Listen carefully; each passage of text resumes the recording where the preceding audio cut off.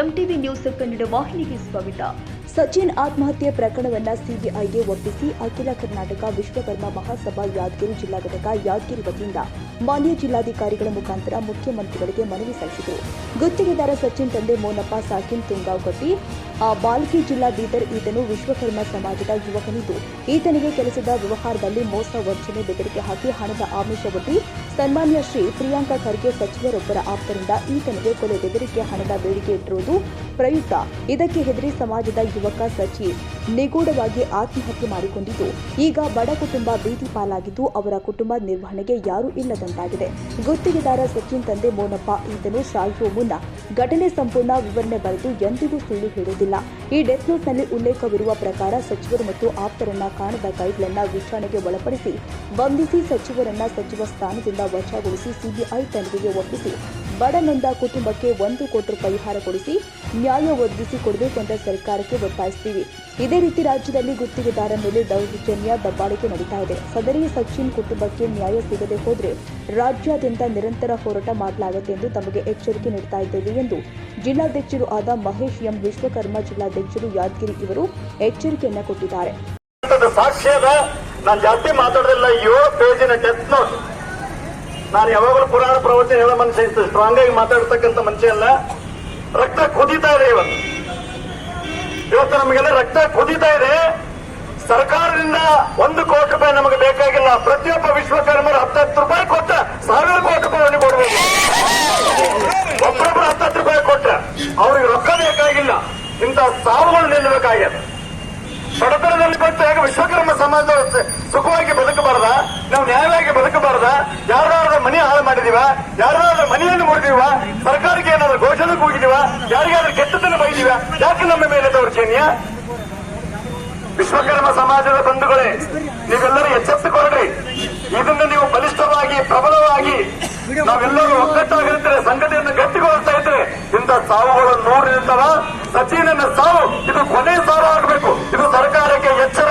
ಎಲ್ಲದಿದ್ದರೆ ಒಂದೊಂದು ಊರಲ್ಲಿ ಕೂಡ ಇಂಥ ಪ್ರತಿಭಟನೆಗಳು, ಇಂಥ ಸಂಘಟನೆಗಳು ಗಟ್ಟಿಯಾಗುತ್ತವೆ. ನಾವೆಲ್ಲರೂ ಕೇಳ್ಬೋದೇನಂದ್ರ, 1 ವಾರದಲ್ಲಿ ಅಧಿಕಾರಿಗಳೇ ನಾವು ಕೊಡುವಂತ ಮನವಿ ಪತ್ರವನ್ನ ಒಯ್ದು ನೀವು ಏನಾದರೂ ಕಸದ ಬುಟ್ಟಿಯಲ್ಲಿ ಹಾಕಿದ್ರೆ ನೀವೆಲ್ಲರೂ ಕಸವನ್ನೇ ಸೇರ್ತೀರಿ. ಒಂದು ಕಾಲಕ್ಕೆ ಗೊತ್ತಿರಿ. ಇದು ನ್ಯಾಯ, ಒಬ್ಬ ಮನುಷ್ಯನಿಗಾಗಿರ್ತಕ್ಕಂಥ ನ್ಯಾಯ. ಇವತ್ತು ಆ ಸಂಸಾರದಲ್ಲಿ ಇರ್ತಕ್ಕಂಥ ನೋವು ಎಷ್ಟಿರಬೇಕು, ಅವರ ತಂಗಿ ಏನಾಗಿರ್ಬೇಕು, ಅವರ ಮಕ್ಕಳು ಏನಾಗಿರಬೇಕು, ಅವನು ಮಾಡಿರ್ತಕ್ಕಂಥ ತಪ್ಪೇನು? ಒಬ್ಬ ಮನುಷ್ಯ ಗುತ್ತಿಗೆದಾರ ತನಗೋಸ್ಕರವಾಗಿ 15 ಕೋಟಿ ರೂಪಾಯಿ ಆಗಿರ್ತಕ್ಕಂಥ ಒಂದು ಟೆಂಡರ್ ಆಗಿರ್ತಕ್ಕಂಥ ಸಂದರ್ಭದಲ್ಲಿ 5%, 10% ರೊಕ್ಕವನ್ನು ತಿಂದು ಕತ್ತ ಕಡೆಗೆ ಅವನಿಗೆ ಕೆಲಸವನ್ನು ಕೊಡೋದಿಲ್ಲ ಅಂತಂದ್ರೆ ಆ ಮನುಷ್ಯ ಸಾಯ್ಲಾರ್ದೇನು ಬದುಕಬೇಕಾ?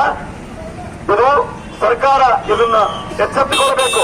ಇದರ ಒಂದು ಪ್ರತಿಯನ್ನ ನಾನು ರೋಹಿತ್ ಅವರಿಗೆ, ಬಾಡಿ ಬಸವರಾಜ್, ನಮ್ಮ ಮಹೇಶ್ ಅವರಿಗೆ, ಇಲ್ಲಿರ್ತಕ್ಕಂಥ ಎಲ್ಲ ಶಿವಣ್ಣ ಹಿಡ್ಕೊಂಡು ಎಲ್ಲರಿಗೆ ಹೇಳ್ತಕ್ಕಂಥದ್ದು, ನೀವು ಇದರ ಒಂದು ಪ್ರತಿಯನ್ನ ನಮ್ಮ ಕರ್ನಾಟಕ ಸರ್ಕಾರದ ಘನದತ್ತ ರಾಜ್ಯಪಾಲರಿಗೆ ಒಂದು ನೋಟಿಸ್ ಕಳಿಸ್ರಿ. ನೀವು ಅಲ್ಲಿವರೆಗೂ ಕೂಡ ಇದು ಮುಟ್ಟಬೇಕಾಗ್ತದ. ಇದು ಕೆಲಸ ಇಷ್ಟಕ್ಕೆ ನಿಲ್ಲಂಗಿಲ್ಲ. ಆದಷ್ಟು ಬೇಗ ಇದರ ಬಗ್ಗೆ ನೀವು ತನಿಖೆ ಕೈಗೊಳ್ರಿ ಸಾಹೇಬ್ರೆ. ನೀವು ಅಪರ ಜಿಲ್ಲಾಧಿಕಾರಿಗಳಿರ್ಬಹುದು, ಬಹುಶಃ ಅಧಿಕಾರಿಗಳಿರ್ಬಹುದು, ಇಲ್ಲಿ ಬಂದಿರತಕ್ಕಂಥ ಎಲ್ಲರಿಗೆ, ಮಾಧ್ಯಮದವರಿಗೆ ಹೇಳ್ತೀನಿ, ವಿಶ್ವಕರ್ಮ ಸಮಾಜ ಇಷ್ಟೆಲ್ಲ ನಾವು ಸ್ಟ್ರೈಕ್ ಮಾಡಿದ್ವಿ. ಏನಾದ್ರೂ ಕಲ್ಲು ಹೊಡೆದಿವ? ಯಾರಿಗೇನ ಕಪ್ಪು ಬಟ್ಟೆ ಕಟ್ಟಿರುವ? ಇಲ್ಲ. ವಿಶ್ವಕರ್ಮ ಸಮಾಜಕ್ಕೆ ಜಯವಾಗಲಿ, ನಮಗೆ ನ್ಯಾಯ ಬೇಕಂತ ಹೋರಾಟ ಮಾಡಿದ್ವಿ.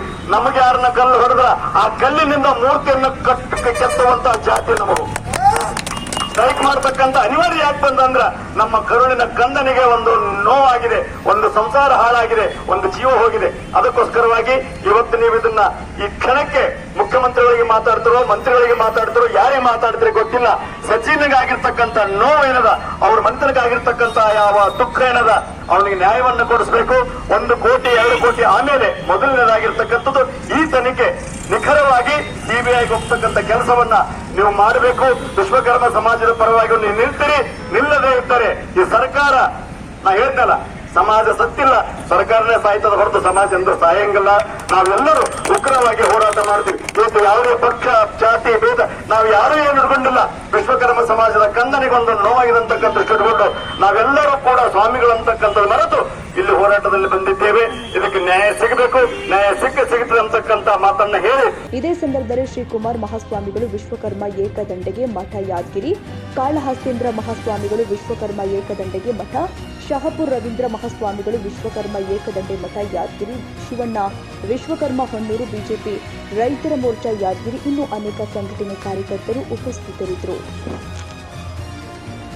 ತಾಜಾ ಸುದ್ದಿಗಾಗಿ ಎಂಟಿವಿ ನ್ಯೂಸ್ 24x7ಗೆ ಸಬ್ಸ್ಕ್ರೈಬ್ ಮಾಡಿ ಮತ್ತು ಬೆಲ್ ಐಕಾನ್ ಅನ್ನು ಒತ್ತಿ. ತಪ್ಪದೇ ಲಿಂಕ್ ಶೇರ್ ಮಾಡಿ.